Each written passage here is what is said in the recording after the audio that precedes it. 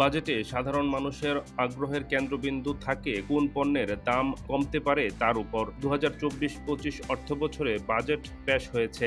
এবার নিম্নবিত্ত মানুষের কথা বিবেচনা করে কর কমানো হয়েছে বেশ কিছু পণ্যের। গুঁড়ো দুধ, দেশীয় তৈরি মোটরসাইকেল, ল্যাপটপ সহ অনেক পণ্যের দাম কমতে পারে। অর্থ মন্ত্রণালয় ও জাতীয় রাজস্ব বোর্ডের দায়িত্বশীল এক সূত্রে এ তথ্য জানা গেছে।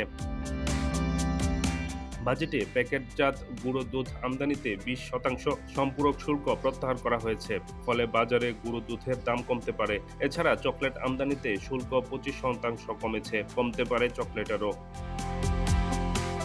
ল্যাপটপ আমদানিতে ভ্যাট প্রত্যাহার করা হচ্ছে। সব মিলিয়ে পণ্যটিতে ৩১%-এর পরিবর্তে ২০.৫০ শুল্ক দিতে হবে।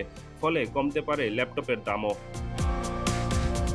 কার্পেট তৈরির প্রধান কাঁচামাল পলিপ্রোপাইলিন ইয়ার্ন আমদানির শুল্ক ১০% থেকে কমিয়ে ৫% করা হয়েছে। এতে দেশের তৈরি কার্পেটের দাম কমতে পারে। এভিয়েশন খাতের উত্তরণে ইঞ্জিন, প্রপেলর আমদানি পর্যায়ে কমতে পারে মূসক। ফলে উড়োজাহাজ রক্ষণাবেক্ষণে কমতে পারে খরচ। দেশের তৈরি মোটরসাইকেল সিডিকি ইঞ্জিনের পার্টসের আমদানি শুল্ক কমেছে। এতে দেশের তৈরি মোটরসাইকেলের দাম কমতে পারে। রড, বার ও অ্যাঙ্গেল তৈরির কাঁচামাল ম্যাঙ্গানিজ আমদানিতে শুল্ক ১০% থেকে কমিয়ে ৫% করা হয়েছে। এতে লোহা জাতীয় পণ্যের দাম কমতে পারে।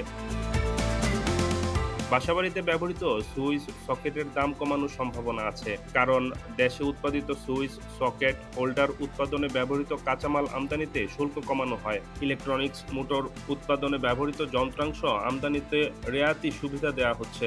এ কারণে ইলেকট্রনিক মোটরের দাম কমবে। কাঁচামালের উপর আমদানি শুল্ক কমানোর দাম পড়তে পারে ডায়ালাইসিসের জন্য ব্যবহৃত উপকরণ ডায়ালাইসিস ফিল্টারে। সার্কিটের উপর আমদানি শুল্ক ৯% কমতে পারে। এতে কমতে পারে ডায়ালাইসিসের খরচ।